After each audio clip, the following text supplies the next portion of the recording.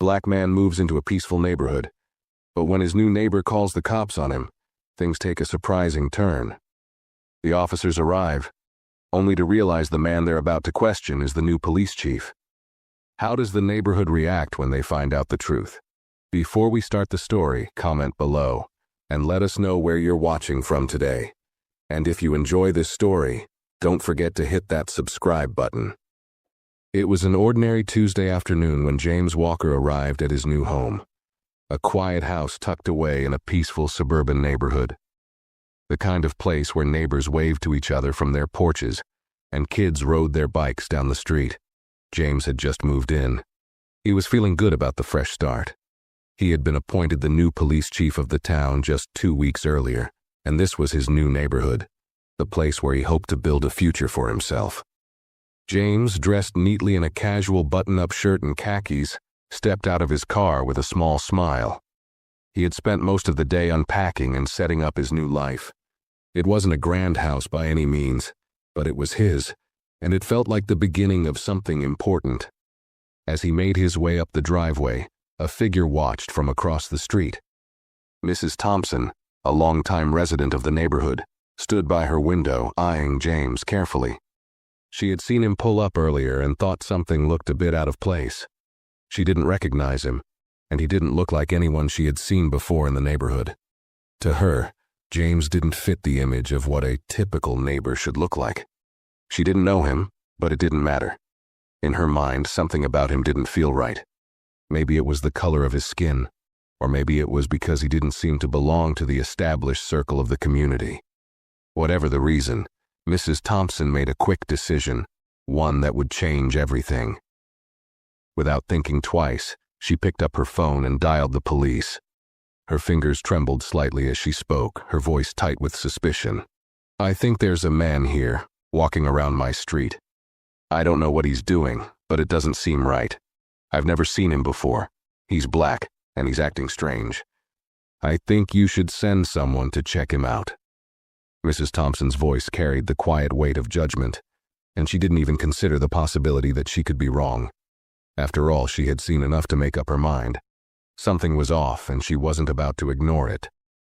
Meanwhile, James was unloading a few more boxes into his house, unaware that the call had been made. He had no idea that, just across the street, a person was making an assumption about him based purely on his appearance. It wasn't until the sirens came into earshot that he began to notice something was amiss. James stood still for a moment, his hand frozen on the handle of a box. It wasn't unusual for the police to patrol the area now and then, but this felt different. The sirens grew louder and then stopped abruptly in front of his house. James turned to face the 2 patrol cars that had pulled up in front of his driveway. He watched as 2 officers stepped out, looking slightly unsure. One officer, a young man in his late 20s, glanced at James, who stood there calmly, box in hand, like he was just another homeowner going about his day. "Can we help you, sir?" the officer asked, his tone polite but guarded. James set the box down and smiled, trying to stay calm despite the unexpected encounter. "Actually, I'm the new police chief in town," he said, his voice steady. "I just moved in a couple of hours ago. Is there a problem?" The officers froze for a split second, clearly caught off guard. This wasn't the answer they had expected. The younger officer exchanged a quick glance with his partner, a middle-aged man who had been with the department for years. Neither of them seemed to know how to respond. James, sensing their confusion, explained further. "I was just unpacking when I heard the sirens. I don't know if this is about me, but I wanted to clear things up." He wasn't angry, nor was he upset. He simply wanted to resolve whatever misunderstanding had been caused. But the officers still didn't seem to fully believe him. Something about the situation didn't sit right with them, especially after Mrs. Thompson's call. They looked at each other again, unsure what to do next. One of the officers walked back to his patrol car and radioed in for confirmation. James stood there, waiting. The officers were quiet, the air thick with tension. It felt like an eternity, though only a few seconds passed. Finally, the officer returned to James, holding up his radio. "We've confirmed," the officer said, sounding both surprised and embarrassed. "You really are the new police chief." The silence that followed was heavy. The younger officer's face turned a shade of red, clearly realizing that he had been called to the scene based on a completely false assumption. He cleared his throat awkwardly, trying to mask his discomfort. The older officer, however, just looked at James, trying to figure out what to say. What could they possibly say to someone who had just been wrongly accused because of their race? But the worst part was yet to come. Mrs. Thompson, the very person who had called the police in the first place, had been watching the entire scene unfold from her window. She had seen the officers pull up, seen James speak with them, and now she was standing there, frozen, realizing what she had done. The moment of truth hit her harder than she expected. She had made a decision based on a stereotype, and it had backfired in the most unexpected way. James, noticing her hesitance, took a deep breath. He wasn't angry at her. Instead, he saw an opportunity to do something bigger, to make a point without saying a word. It was a moment that would change the dynamic of the entire neighborhood. The situation was uncomfortable, yes, but it had the potential to open people's eyes in a way they hadn't been opened before. He knew it was important to show grace, especially when someone else's mistake was rooted in ignorance. The officers, awkwardly shuffling their feet, seemed ready to leave, but James spoke before they could go. "Just one more thing," he said calmly, looking at the officers, then turning his attention to Mrs. Thompson. "I think we all could use a reminder about the consequences of jumping to conclusions. I'm the police chief, but I'm also just a man, like anyone else. I hope this is a lesson we all take with us, because this could have ended differently." The scene left everyone in an uncomfortable silence, but it was just the beginning of something much larger. As the officers drove off, Mrs. Thompson stood there, still processing what had just happened. She had called the police, assuming she was doing the right thing, only to find out that the person she had accused was the very person now in charge of the law enforcement in her town. Her face was pale, her mouth dry, and for the first time in a long while, she was speechless. James, on the other hand, remained calm, composed, and surprisingly patient. He understood what had just transpired, and although he could have reacted with anger or frustration, he chose a different path. He wasn't going to let this situation go unresolved, not just for his own sake, but for the whole community. Within minutes, Mrs. Thompson approached him hesitantly. Her footsteps were slow, and her hands wrung together nervously as if she didn't know what to say. She came closer, the words barely escaping her lips. I didn't know who you were," she muttered, her voice shaky. "I'm so sorry. I made a mistake." James could see the genuine remorse in her eyes, but that didn't make her actions any less damaging. This wasn't just a case of an accidental misunderstanding. It was the result of deep-rooted assumptions and prejudices that ran through the very fabric of the neighborhood. She had made an assumption about him simply because of the color of his skin. He smiled softly, shaking his head, trying to make her feel at ease. "It's okay," he said, his tone calm but firm. "But you need to understand how harmful it is to jump to conclusions based on appearance. That kind of thinking doesn't help anyone." At that moment, Mrs. Thompson stood there, realizing just how wrong she had been. The weight of her actions pressed down on her, and she could no longer ignore the fact that her behavior was rooted in something much deeper than just one phone call. The problem was bigger than her misunderstanding. It was about how people in her community viewed others based on skin color, background, and assumptions. James knew that this was a pivotal moment, not just for him, but for the entire neighborhood. It was a lesson that needed to be learned, but it wasn't going to happen overnight. The damage had already been done, but perhaps, with time, things could be different. He didn't want this to be a one-time conversation. He wanted it to be the start of something bigger, something that would challenge the way people viewed one another and force them to confront their biases. The awkwardness of the situation lingered, but instead of dwelling on it, James decided to take action. "Listen, Mrs. Thompson," he continued, his voice steady but purposeful. I'm not just the new guy here, I'm the police chief. And while I've got a lot of work to do, I think it's important for us to talk about things like this, to address these kinds of issues openly and honestly." Mrs. Thompson nodded, still trying to find the right words. "I know I've got a lot to learn," she said quietly, her face reddening. I didn't think. I just saw you and, well, I assumed." James held up his hand to stop her. "That's the problem," he said gently. "People assume. They see something or someone they don't understand, and they let their fears take over. But that's not how we build a community. That's how we tear it apart." It was clear that Mrs. Thompson had heard his words, but whether she fully understood them was something that would take time. James wasn't expecting an immediate change in her perspective. He knew that deep-seated biases didn't disappear with one conversation.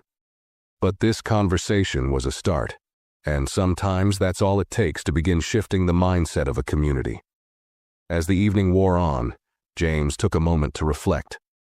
This moment, awkward as it was, had exposed something that needed to be addressed. It was a problem that was much bigger than one phone call or one incident. It was a problem that ran deep in many parts of society, especially in small communities where people often lived in their own isolated bubbles, unaware of how their actions affected others. And in that moment, James made a decision. This wouldn't be the last time he addressed issues like this in his new neighborhood. He couldn't change everything overnight, but he could start conversations, open doors, and try to make a real difference. And maybe, just maybe, others would start to see things differently too. But before any of that could happen, he had to confront this issue head-on and ensure that everyone in the neighborhood knew exactly who he was and what he stood for. James took a deep breath and looked back at the house he was about to call home. He had a feeling that, for all the challenges ahead, this was just the beginning of something much more important than he ever anticipated. The next day, James found himself standing outside his new home, preparing for something he hadn't expected, a community meeting. It wasn't his idea at first, but after the incident with Mrs. Thompson, he realized he couldn't let things slide. He couldn't let this moment of discomfort fade into nothing. The neighborhood needed to have a real conversation about race, assumptions, and how those things affected everyone, even the people who thought they weren't a part of the problem. So James took matters into his own hands. He reached out to a few local leaders and organized a town hall meeting. He didn't want to be confrontational, but he wanted to make sure people understood the gravity of what had happened. He wasn't just a black man who had been wrongly profiled by his neighbor. He was the police chief, someone who held the power to make real changes in the town. And if his position could spark some serious reflection, then he needed to do what he could to make that happen. Word spread fast. It wasn't long before the neighborhood buzzed with talk of the meeting. Some people were curious, others were skeptical, but everyone was talking. The following week, the town hall was set to take place at the local community center, and James prepared himself for what was sure to be a difficult but necessary conversation. As the day of the meeting approached, James thought back to his first conversation with Mrs. Thompson. He remembered how hesitant she had been, how uncomfortable she looked when she realized her mistake. She had apologized, but he knew that her apology wasn't enough. For someone like her, who had lived with these biases for so long, understanding what went wrong was going to take more than just a few words. It would require a shift in perspective, one that came through education and self-reflection. The meeting was scheduled for 7 p.m. James arrived early to ensure everything was set up. Chairs were arranged in a circle, a chalkboard with a few bullet points was placed at the front, and a projector was ready to display important information about bias, stereotypes, and how they impact people's lives. It was a simple setup, but James was determined to make it count. As the clock ticked closer to 7, people started filtering in. Mrs. Thompson was among the first to arrive, walking in slowly with her head down. She clearly didn't want to be the center of attention, but James noticed that she had a look of determination in her eyes, as if she knew this was an important moment for her own personal growth. The room gradually filled with a mix of familiar faces, neighbors who had lived in the area for years, some of whom James had never spoken to. There were also a few people from the local council and even a few young parents who had just moved to the neighborhood, eager to be part of a more open-minded community. James greeted everyone as they entered, shaking hands and exchanging polite pleasantries. But he could tell that the tension in the room was palpable. No one knew exactly what to expect, and some were undoubtedly uncomfortable with the topic at hand. By 7:05, everyone had taken their seats. James stood at the front, his posture confident but not confrontational. He didn't want to come across as someone who was trying to preach or lecture. Instead, he wanted to have a real, open conversation about something that had affected him personally and could potentially affect the community in much larger ways. "Thank you all for coming tonight," he began, his voice calm but firm. "I know this isn't an easy topic to discuss, and it might feel uncomfortable, but that's okay. The important thing is that we're here and we're willing to talk about things that are difficult. Yesterday, some of you might have heard about an incident with one of our neighbors. It wasn't the first time something like this has happened, and I'm sure it won't be the last. But the point is, we need to address it. We need to talk about why these things happen and how we can make sure it doesn't keep happening." James paused for a moment, letting his words sink in. He knew that some people in the room were already defensive. They didn't want to feel like they were being blamed for things that were beyond their control. But this wasn't about pointing fingers. It was about learning and moving forward. "I'm sure many of you have heard about what happened. Mrs. Thompson called the police on me yesterday because she thought I didn't belong in this neighborhood. And I get it. I know she didn't mean any harm, but that's exactly the problem. She didn't know me. She didn't take the time to get to know me before making a judgment. And that judgment wasn't just about me. It was about all of us." James could see that Mrs. Thompson was squirming in her seat. Her face had turned red, but she didn't interrupt. Instead, she sat quietly, listening. "I'm not here to call anyone out," James continued. "But we need to understand that these kinds of assumptions, whether we realize it or not, affect people's lives. They affect real people in real ways. And if we want to build a community where everyone feels safe and respected, we need to start by changing the way we think about each other." He let that last sentence hang in the air for a moment, watching the faces in the room. Some nodded in agreement, while others seemed unsure. But James didn't mind. This was just the beginning of the conversation. He wasn't expecting everyone to agree with him right away, but he was hoping to plant a seed. "We all have biases," James continued. "Some of them are subtle, and some of them are more obvious. But they're there whether we want to admit it or not. And it's not enough to just say, 'I'm not racist.' We need to actively challenge those biases and work to change them. That's how we grow, not just as individuals but as a community." The room was quiet now. People were listening, some reflecting on their own experiences, others thinking about the ways they may have unknowingly judged others. James could tell that the conversation was shifting. People were starting to see the issue from a different perspective, and it felt like a small victory. But he knew this was just the beginning. James wasn't expecting immediate change. He knew that real transformation took time, but he was hopeful. This was a chance to help the people in his new town see each other differently, to help them break down the walls they had built without even realizing it. It was a start, and that's all he needed. A start. As the meeting went on, more people began to speak up, sharing their thoughts and experiences. The conversation wasn't easy, but it was real. And for the first time, James felt like the community was truly beginning to listen. As the discussion continued, the room grew more comfortable with the difficult topic. People who had been quiet at first began to share their own stories. Some about times they had unintentionally held biases, others about how they had felt judged or misunderstood in the past. James listened carefully, not just as a police chief, but as someone who genuinely cared about the people in the room.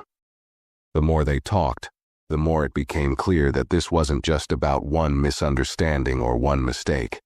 It was about an entire community learning to see each other differently. One of the first to speak up was Sarah, a young mother who had recently moved to the neighborhood with her 2 kids. "I'll be honest," she began, glancing around the room nervously. "I didn't think this was going to be such a big deal. But when I heard what happened with Mrs. Thompson, I felt uncomfortable. I mean, it made me think, have I ever assumed things about people just because they looked different from me? I don't want to be that person. James nodded in acknowledgement. It's not about being a bad person, he said. Most of us don't realize when we make assumptions. We grow up with certain ideas and sometimes we don't even notice we're acting on them. But that's why we're here, to recognize it, talk about it, and do better. Another voice broke into the conversation. This time it was Rick, an older man who had lived in the neighborhood for nearly 30 years. I've lived here a long time and I've seen a lot of people come and go, he said. I can't say I've never had thoughts like Mrs. Thompson's. I've had my share of judgments too. But this conversation, it's making me think. We can't just keep pretending these things don't exist. The room fell quiet again, and James could feel the weight of the words hanging in the air. This was what he had hoped for. Real, honest conversation. It wasn't always easy, but it was necessary. Exactly, James replied. These aren't easy conversations, but we need to have them. We can't just ignore the problem and hope it goes away. We need to challenge ourselves and ask questions.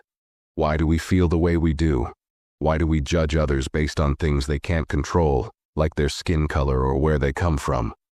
As he spoke, he could see people starting to think, starting to reflect.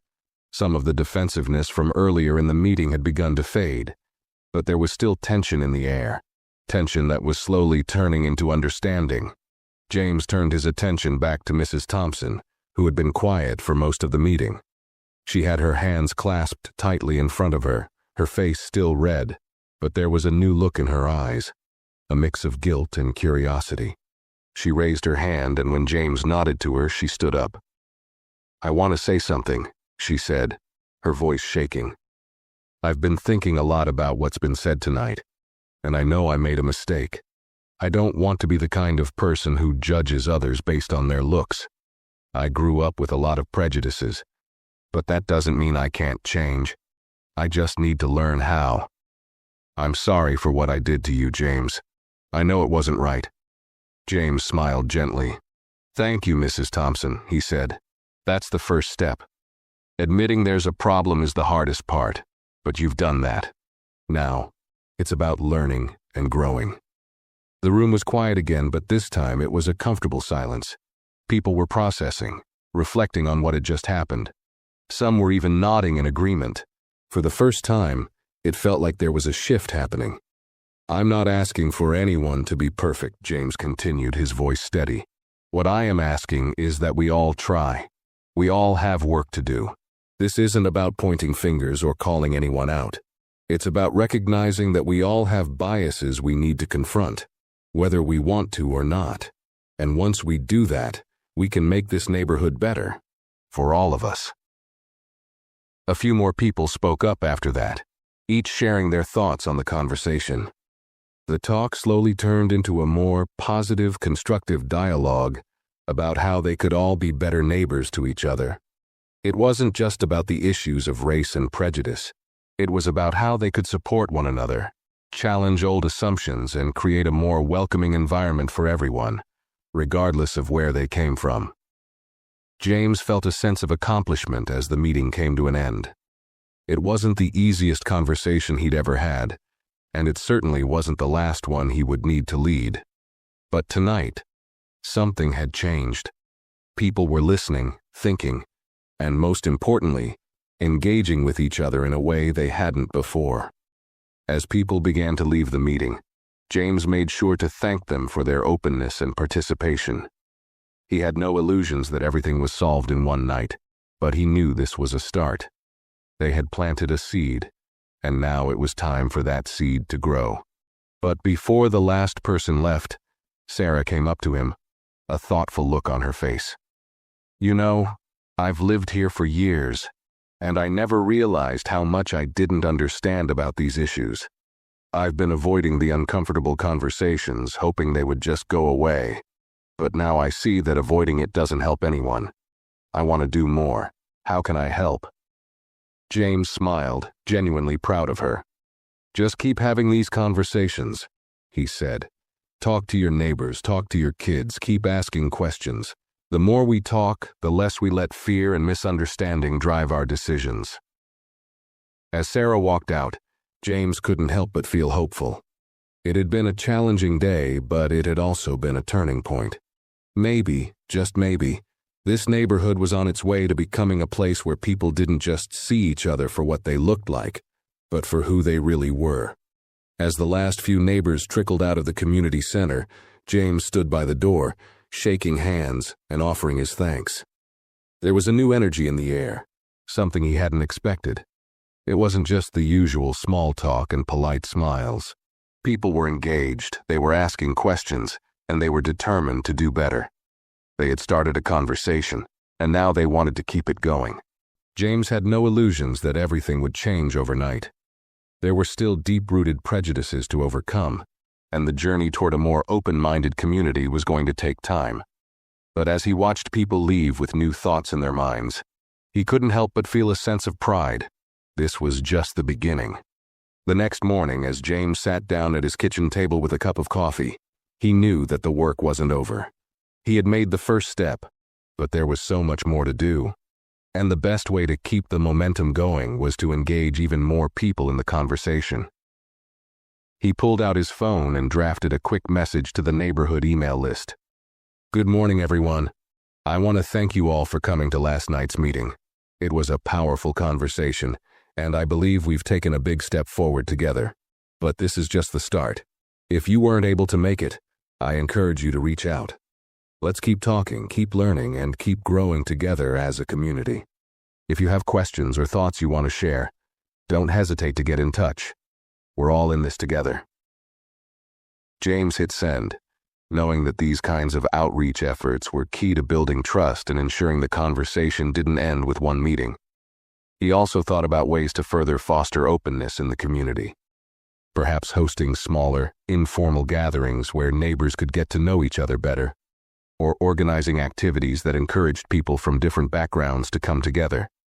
But for now, he focused on the task at hand. There was still work to do, and he wasn't about to let this moment slip away. He knew that the first step was always the hardest, but now that the door had been opened, it was up to everyone to walk through it. James wasn't going to back down, and neither was the community. They had learned something valuable, and it was time to keep that lesson alive. He sent a follow-up reminder to his social media as well. Thanks again to everyone who came out to the meeting. If you haven't yet, please subscribe to our community page and stay updated on future events. Let's continue this conversation, because when we work together, we all win. James knew that getting people to engage wasn't always easy, but if they kept talking and kept pushing the boundaries of their comfort zones, things would change. That was the kind of leadership he wanted to provide. Not just enforcing the law, but helping his community grow, evolve, and learn from each other. As he posted the message online, he couldn't help but feel hopeful. The road ahead wouldn't be easy.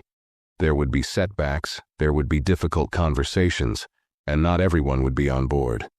But one thing was clear. This was a community that was willing to change, and James Walker, along with everyone who had joined the conversation, was going to make sure that they did. If we want to make a difference, we have to be part of the solution, James said to himself, closing his laptop. And that starts with the people right here, right now. Over the next few weeks, the impact of that first town hall meeting began to ripple through the neighborhood in ways that no one had expected. While not every resident instantly embraced the changes James had hoped for, something had shifted. People were talking, thinking, and, most importantly, questioning the assumptions they had once taken for granted. James continued to hold meetings, both formal and informal, where neighbors could sit down, share their thoughts, and ask tough questions. Slowly, a sense of understanding started to build between the residents. The community was becoming more aware of the unconscious biases that shaped their interactions, and that awareness sparked real change. Mrs. Thompson, who had been so embarrassed after the incident, became one of the most vocal supporters of James's efforts. She took it upon herself to educate those around her, acknowledging her own mistakes and encouraging others to reflect on their actions as well. It wasn't easy. and not everyone agreed with her newfound perspective, but she stood by her word, knowing that this was a process of growth for everyone, herself included. James, too, began to feel more at home. He wasn't just the police chief anymore. He was a part of the community, someone who had challenged the status quo and opened up a path toward healing. He kept in touch with those who had attended the meeting, offering support and checking in to see how things were going. And while the work was ongoing, he could see that the neighborhood was slowly transforming, one conversation at a time. At a local park a month later, James ran into Sarah, the young mother who had opened up so honestly during the meeting. She was sitting with her children, watching them play on the swings. As he approached, she waved him over. "Hey, James. I just wanted to say thanks again," she said, smiling warmly.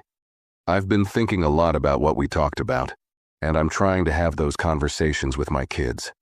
It's not always easy, but I want them to grow up knowing that it's okay to ask questions and challenge things that don't make sense." James smiled back, genuinely proud of the progress Sarah had made. "You're doing exactly what we need.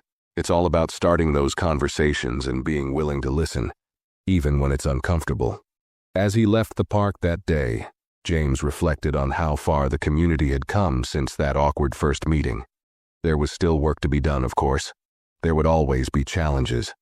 But he knew that if they could keep talking, keep learning, and keep pushing themselves to think differently, they would continue to grow together. The lesson was clear. Change didn't happen overnight, but it started with one decision to face the uncomfortable truths, and to do so with an open mind. Mrs. Thompson, Sarah, and even James himself had taken that step, and together they were building a community where assumptions were questioned, empathy was encouraged, and growth was a shared responsibility. In the end, this story wasn't just about a misunderstanding between a neighbor and a new police chief. It was about how even the most difficult situations can spark meaningful change, as long as people are willing to listen, learn, and do the hard work of creating a better world for everyone. And as James walked back home that evening, he felt something he hadn't in a long time: hope. Hope for a future where people looked at each other with understanding, not judgment. Hope for a neighborhood that was learning, evolving, and, most importantly, standing together in the face of ignorance and prejudice. That, he realized, was the real power of leadership. It wasn't just about enforcing the law. It was about inspiring people to be better, to treat each other with respect, and to make their world a more inclusive place for everyone. And for James, that was just the beginning. As weeks passed, the neighborhood began to change in small but significant ways. The conversations that had started in that first meeting spread beyond the walls of the community center. People who had once avoided talking about race, bias, and assumptions were now openly discussing them in their yards, at the local coffee shop, and even at the grocery store. It wasn't always easy, and there were moments of tension, but the openness was growing, and that was what mattered. James often found himself reflecting on how much had shifted since that day with Mrs. Thompson. He remembered how he had stood in front of the group, unsure of how his words would be received. The discomfort, the awkwardness, even the defensiveness of some of the residents. All of that had felt so overwhelming at the time. But now, as he saw neighbors making an effort to connect, to reach out to each other and to learn, he realized that those difficult conversations were exactly what the community needed. It wasn't just about his role as the police chief anymore. It was about being a part of a larger, more inclusive movement that had started right there, in his own neighborhood. He had planted the seed, but it was the people who lived there, his neighbors, who had nourished it and made it grow. One evening, after a long day of meetings and paperwork, James sat on his front porch sipping a cup of tea as the sun began to set. He watched as the street slowly quieted down, with children running home for dinner and neighbors greeting each other from their driveways. It was a peaceful scene, but there was something different now, a sense of unity that hadn't been there before. People were more aware of each other, more willing to lend a hand or offer a kind word. That night, Mrs. Thompson knocked on his door. She had been a regular visitor since the town hall meeting, eager to keep learning and staying involved. She had started attending workshops on diversity, volunteering with local organizations, and even organizing small gatherings to talk about the lessons learned from the community conversations. "James," she said, smiling as she stepped onto the porch, "I've been thinking a lot about what you said at the meeting. You were right about everything, about how assumptions can hurt people even if we don't mean it. I'm still working on unlearning all those old habits, but I'm getting there." James smiled back, proud of her. "You're doing great, Mrs. Thompson. Change isn't easy, but you've shown a lot of courage. Not just in admitting your mistakes, but in taking responsibility and doing the work to grow." She nodded. "I've realized something. It's not just about me changing. It's about how I can help others understand too. The more we talk about this stuff, the more we open ourselves up to change. I'm just glad I'm part of it now." "Me too," James said, his voice warm with appreciation. "The real power of this community isn't in the rules we enforce or the laws we pass. It's in the way we support each other, the way we listen, and the way we challenge ourselves to be better. You're an example of that." As the evening went on, James felt a deep sense of fulfillment. The road to true understanding was long, and the challenges were far from over. But the community had made a real commitment to change. People weren't just agreeing with each other. They were evolving, growing, and rethinking their assumptions. That night, James sat on his porch for a while longer, feeling more connected to his neighborhood than ever before. He had faced the uncomfortable reality of prejudice and bias head-on, but more importantly, he had opened the door for others to do the same. And while it wasn't a perfect world, it was a world where people were willing to try. That was enough for now. Tomorrow he'd continue his work, leading, learning, and pushing for the kind of change that started with one conversation and grew into something far bigger than any of them had imagined. But tonight, he allowed himself to feel a sense of peace. It was the peace of knowing that together, they were all on the path to something better. As the stars began to twinkle above, James couldn't help but smile. The journey was just beginning, and he was proud to be part of it. As months went by, the small suburban neighborhood began to see the ripple effects of the conversations that had started with that one pivotal meeting. It wasn't just a fleeting moment or a one-time event. It was the beginning of a transformation that would have a lasting impact. People who had never spoken to each other before were now exchanging stories, sharing their experiences, and most importantly, challenging their preconceived notions about race, identity, and what it meant to truly be a community.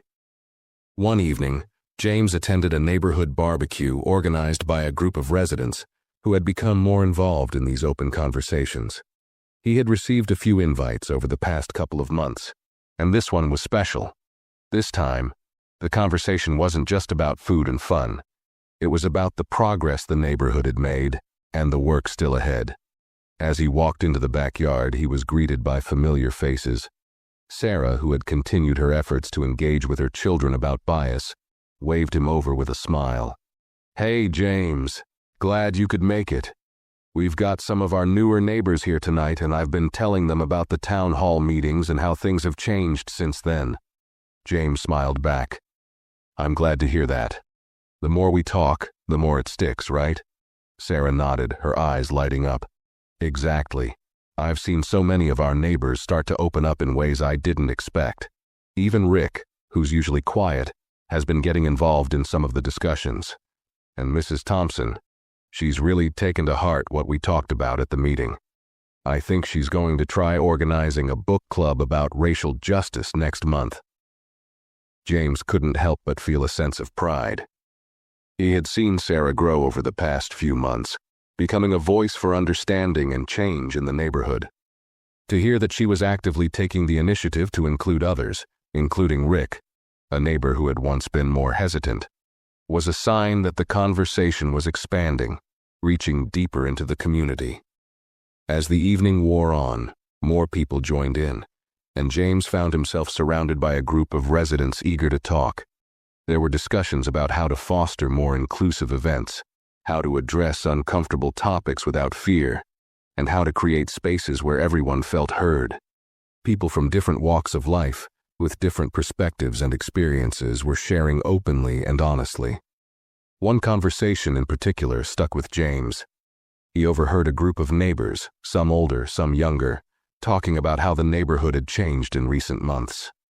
"I've noticed more of us are speaking up now," one woman said. "People are less afraid to confront the things we've been avoiding for so long."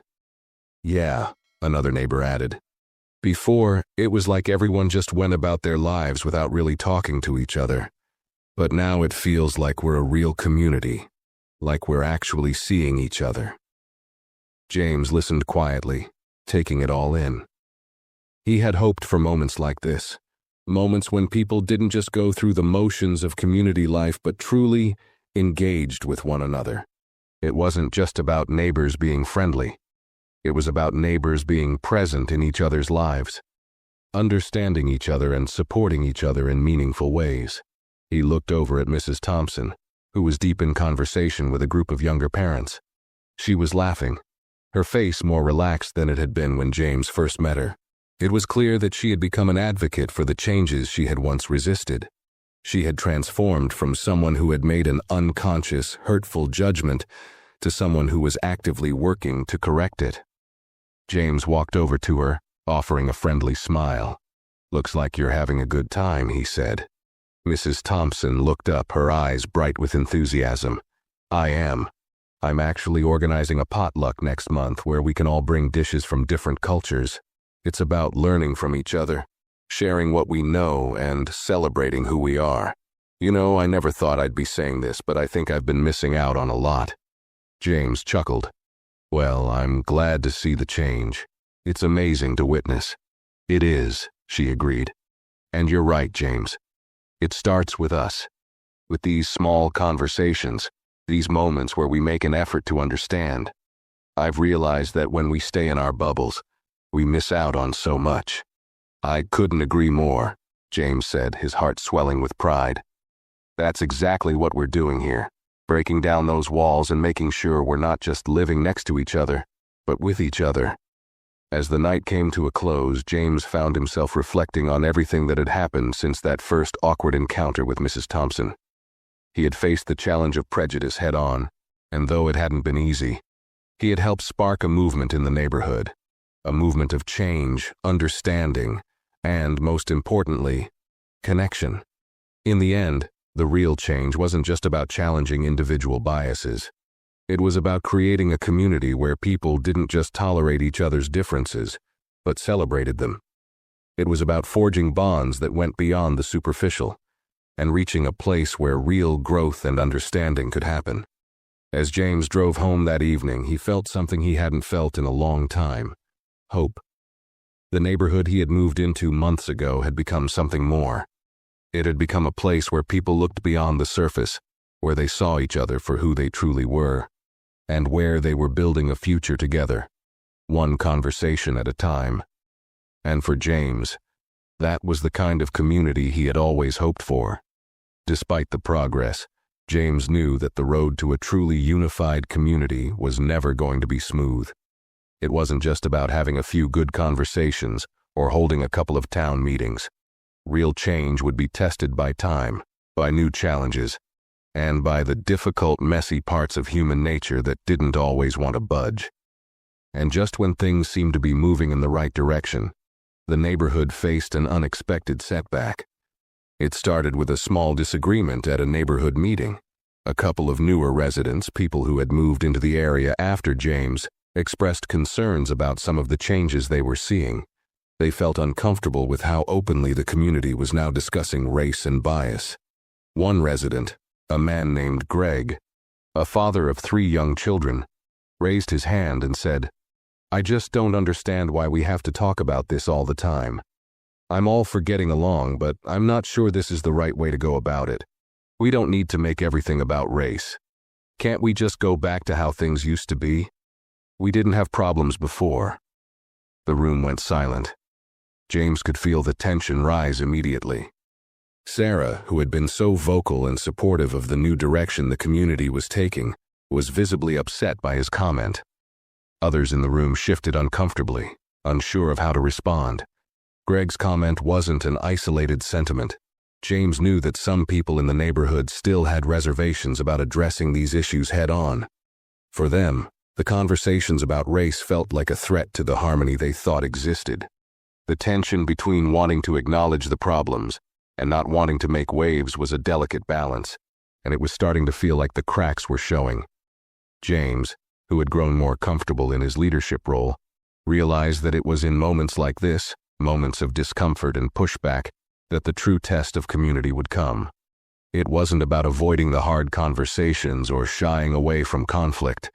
It was about creating a space where those who were struggling to understand could feel heard, while also reinforcing the importance of the work that still needed to be done. He raised his hand, asking for the room's attention. "I understand where you're coming from, Greg," James began, his voice calm and measured. "It can be exhausting to talk about these issues all the time. I'm sure it feels like we're opening up wounds that we don't want to deal with. But what I want to emphasize is that these conversations aren't just about focusing on problems. They're about creating solutions.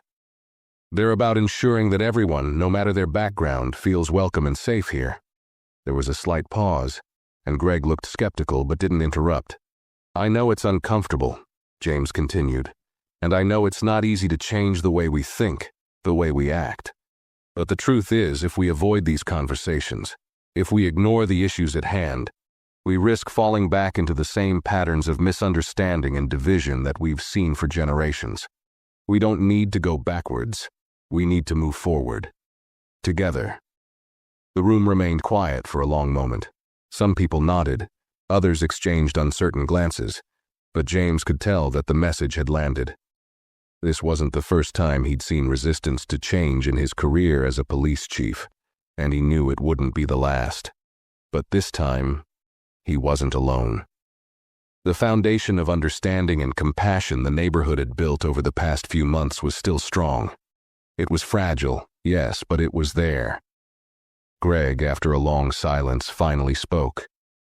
"I guess I never thought about it that way," he admitted, rubbing the back of his neck. "Maybe I've been a little too focused on what feels comfortable, rather than what's right." James nodded, his expression softening. It's easy to stay in the comfortable zone, especially when it feels like you're not part of the problem. But growth happens when we challenge that comfort. And it's not about making anyone feel bad. It's about making sure no one gets left behind. The rest of the meeting went more smoothly after that. People who had been hesitant began to speak up more, asking questions and sharing their concerns in a more constructive way. Greg's comment, while difficult to hear, had opened the door to an even deeper conversation. A conversation about how to keep moving forward when the path seemed uncertain. As the meeting ended, James couldn't help but feel a sense of accomplishment. Yes, there had been pushback. And yes, it hadn't been easy. But they had worked through it.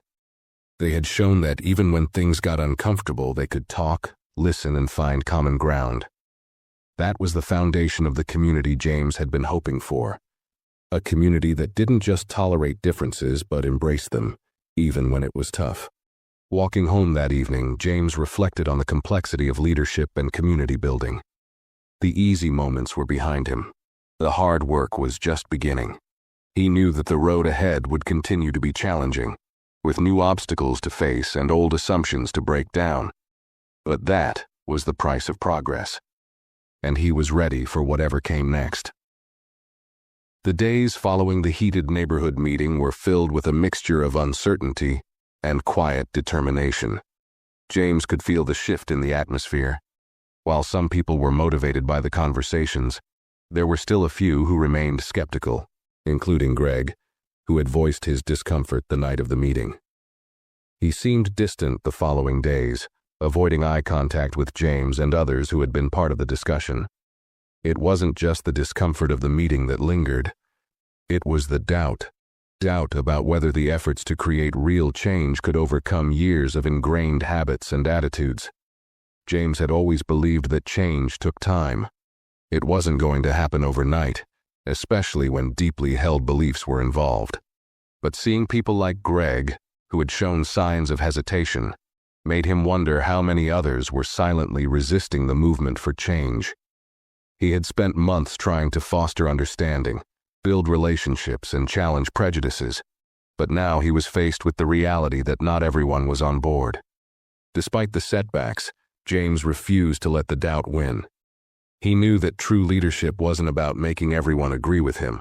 It was about guiding the community through discomfort, challenging them to think differently, and continuing the dialogue even when it felt like they were moving in circles.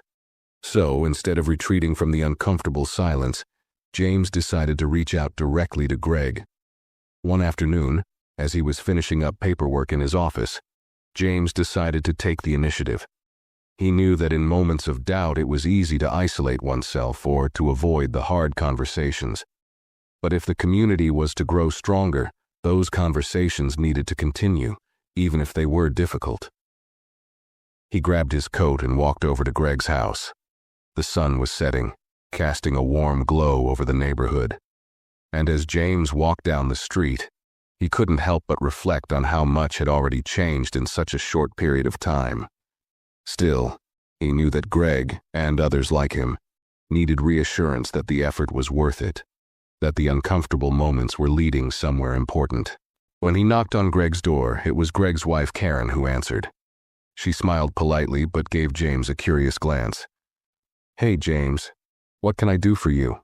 she asked. "Hi, Karen. Is Greg home?" James asked, his voice friendly but purposeful. "Yeah, he's in the garage. Let me get him for you," she said, stepping aside. Greg appeared a moment later, wiping his hands on a rag. He looked surprised to see James but waved him in. "Hey, James. Didn't expect to see you today. What's up?" "I just wanted to check in," James replied. "After the meeting the other night, I've been thinking about our conversation. I know it wasn't easy for everyone, and I wanted to see how you were feeling about things." Greg shifted uncomfortably but didn't avoid the question. "Honestly, I'm still kind of wrestling with it," he admitted. "I get what you're trying to do. I do.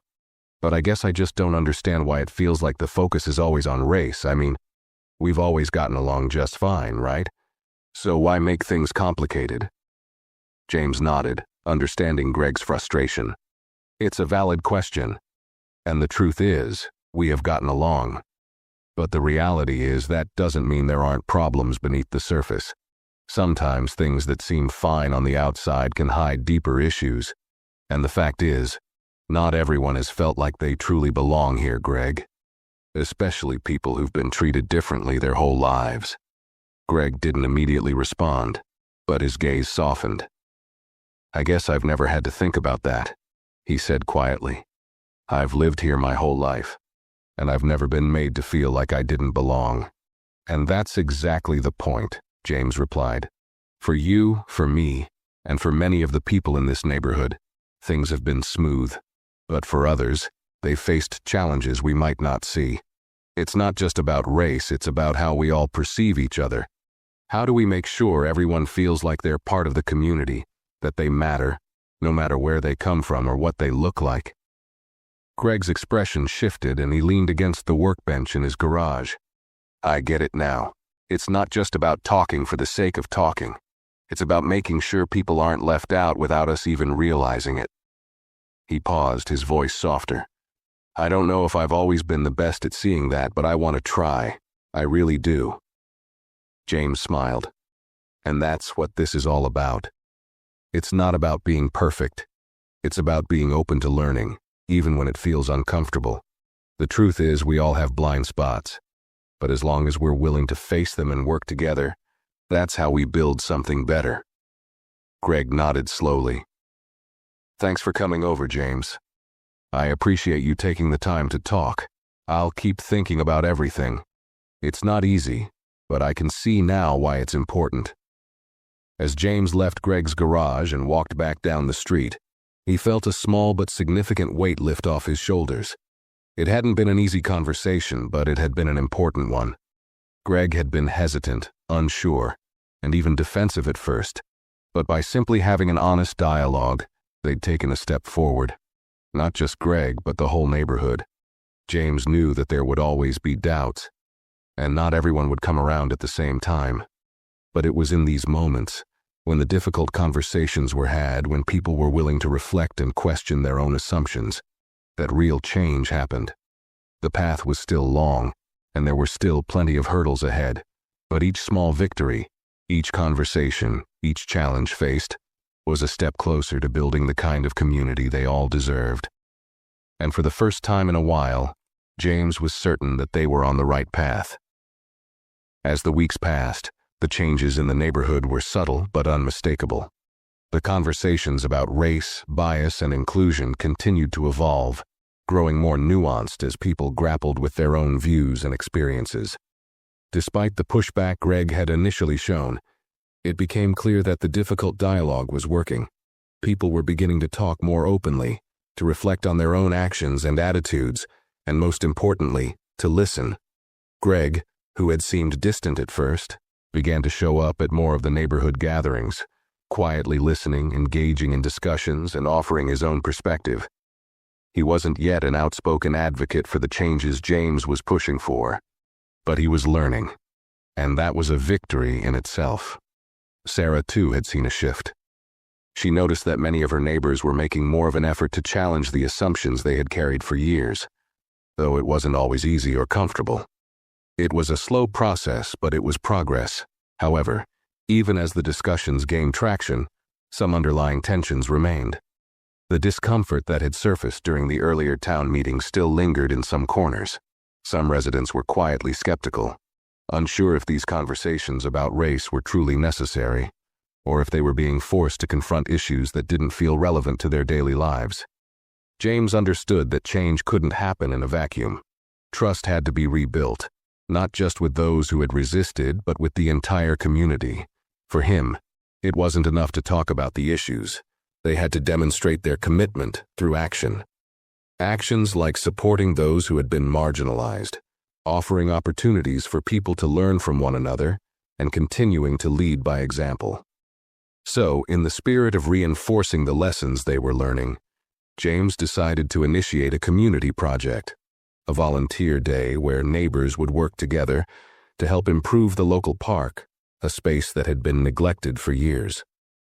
It wasn't just about cleaning up litter or repainting benches. It was about bringing people together, making them work side by side toward a common goal, and using that shared experience to strengthen bonds. The event was a success beyond what James could have expected. As people painted fences, cleared debris, and planted flowers together, old barriers seemed to break down. It wasn't a grand gesture, but the simple act of working together on something tangible made a difference. It helped reinforce the idea that when people united, they could create something better, not just for themselves, but for the entire community. In the weeks following the park cleanup, James began to reflect on his own role in the ongoing transformation of the neighborhood. He had always seen leadership as a responsibility, not just a title. But now, in the face of so much change, he realized that leadership was more than guiding people through tough conversations. It was about showing up, demonstrating vulnerability, and being willing to make mistakes and learn from them. James had spent much of his life in law enforcement, where leadership was often defined by authority and control. But this was different. In this neighborhood, leadership wasn't just about telling people what to do. It was about creating a space for everyone to have a voice, to feel heard, and to have a stake in the community's future. The park cleanup had taught him a valuable lesson. It wasn't the speeches or the big meetings that brought people together. It was the quiet moments, the shared work, and the commitment to something bigger than oneself. It was the willingness to take action and show that everyone's contribution mattered. And it was about leading by example, staying humble, staying open to feedback, and remaining patient as the community worked through its challenges. James knew that there would be more tough conversations ahead. There would always be resistance, especially from those who felt like the changes were too fast or too uncomfortable. But he was beginning to see that the real strength of leadership came from the ability to keep moving forward, even when the road seemed uncertain, and from the ability to inspire others to keep going too. As he walked through the park one evening after the cleanup, he paused to look at the freshly painted benches and the kids running across the green space. There was something different in the air, something palpable. People were starting to feel like they truly belonged here, like they were part of something that was bigger than themselves. And in that moment, James realized that this was what he had been working toward all along. Not just a community that tolerated each other, but one that genuinely cared for one another. A place where the differences between people weren't just accepted, but celebrated. And that was the kind of neighborhood James had always dreamed of. As the seasons changed, the neighborhood continued to evolve. The conversations about race, inclusion, and identity were no longer limited to town hall meetings or organized events. They had become part of the everyday fabric of life. People didn't shy away from tough topics anymore. They were willing to confront the uncomfortable truths, challenge each other, and, most importantly, listen and learn. James watched this transformation with a sense of pride, knowing that he had played a role in helping to guide the community towards something better. But he also knew that this was a collective effort. It wasn't just his leadership that had made the difference. It was the willingness of the people around him to embrace change, to be vulnerable, and to show up every day with a commitment to growth. The community wasn't perfect. It still had its flaws, its moments of doubt and tension. But it had come a long way since that first awkward encounter with Mrs. Thompson. People were more connected now, more willing to support one another. They understood that their differences were not a source of division, but a source of strength. One evening, James stood at the front of the community center once again, looking out over the faces of his neighbors. It had been a year since that first meeting, and the neighborhood had grown in ways he had never expected. There was a sense of unity, of shared purpose that hadn't existed before. "We've come a long way," James said, his voice steady and sincere. "And while we've made progress, the work isn't done. But I'm proud of the strides we've made, and I'm grateful to each and every one of you who has shown up, who has been willing to learn, and who has been willing to make this place better for all of us. This isn't just my victory. This is our victory." The applause that followed was genuine, heartfelt. James could feel the pride in the room. He had worked hard to create a space where everyone felt valued, heard, and seen. And though there was still work to be done, the foundation had been laid. As he left the meeting that night, James felt a quiet satisfaction. The neighborhood had become something more than a group of houses on the same street. It had become a community, a place where people didn't just live side by side, but truly cared for each other. And for James, that was the greatest accomplishment of all. Despite the positive changes, James knew that the path forward wouldn't always be clear, and there would still be challenges ahead. As much progress as they had made, there were moments when old habits would creep back in, when assumptions and prejudices would resurface, and when the easy way out, silence or avoidance, would seem tempting. Change was never linear. It wasn't just about creating an environment where people were comfortable, but also one where they could grow, even when it was uncomfortable. One of the biggest hurdles was the long-term commitment to understanding and learning. While the neighborhood had made significant strides, James knew it wasn't enough to simply acknowledge the issues. The real challenge lay in maintaining the momentum, in ensuring that these conversations didn't become just another fleeting trend. He needed to make sure that they weren't just addressing these issues when things went wrong, but that they were proactively working toward deeper inclusivity and awareness every day. There were still some residents like Greg who remained hesitant. They had taken the first steps, but for them, it wasn't always easy to reconcile these new ideas with their old ways of thinking. And there were also others who, while they appreciated the work that had been done, still preferred to avoid discussions that made them feel uncomfortable. James understood that it was part of the process. It was about creating a space where people felt safe enough to confront their discomfort, rather than running from it. For James, that meant continuing to engage. He couldn't force change on anyone, but he could encourage those who were open to it. He could continue to lead by example, having tough conversations and creating opportunities for people to share their experiences and learn from one another. Whether it was a small conversation in the park or another community project, James knew that action was key. The truth was, there would never be a finish line for this kind of work. It wasn't about achieving a final goal. It was about creating a culture that valued growth, empathy, and inclusivity.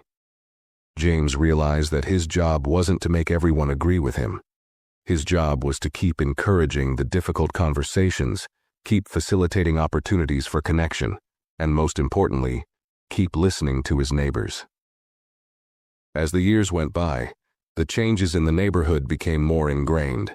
What had once been difficult conversations and uncomfortable silences had slowly transformed into meaningful dialogue and deeper relationships. James watched as the younger generation, children who had been part of the community cleanup projects, those who had attended the town hall meetings, and the kids who grew up hearing stories of their parents' transformation, became the new leaders of the neighborhood. They had learned the lessons of empathy, inclusion, and openness in a way that would serve them for a lifetime. James felt a quiet pride when he saw the children playing together at the park he had helped revitalize. He saw Sarah, once a hesitant mother, now actively teaching her children about the importance of diversity and respect for others.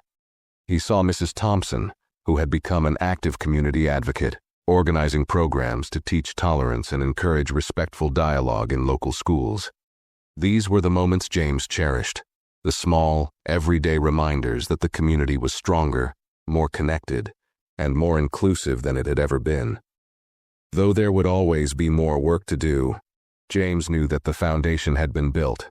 The neighbors had shown that they could confront uncomfortable truths, question long-held assumptions, and most importantly, move forward together. They had learned that growth didn't come from avoiding difficult issues. It came from embracing them, learning from them, and taking action, even when it was hard. As he stood on his porch one evening, looking out over the neighborhood, James reflected on everything that had led him here. He thought about the day he moved into the neighborhood, when he had been an outsider, just another person arriving in a place where he didn't yet belong. He thought about the tension with Mrs. Thompson, the moment of realization when his identity as the police chief became the catalyst for change. And he thought about the long, challenging journey from there to now, a journey that had taken months, years, and countless conversations to get to. But most of all, James thought about what the neighborhood had become, a place where people didn't just live side by side but stood together, a place where the hard conversations were seen not as threats, but as opportunities for growth. A place where differences weren't feared or ignored, but celebrated. James realized that this was the legacy he had hoped for, not just a neighborhood that was more inclusive, but one that was willing to do the hard work to stay that way. And as the sun set over the streets, casting long shadows over the homes of his neighbors, he knew that no matter what challenges lay ahead, they would face them together, stronger, wiser, and more united than ever. This was only the beginning. And for James, that was enough. If you enjoyed this story, don't forget to like the video, share your thoughts in the comments below, and subscribe to the channel for more stories like this. Thanks for watching, and we'll see you in the next one.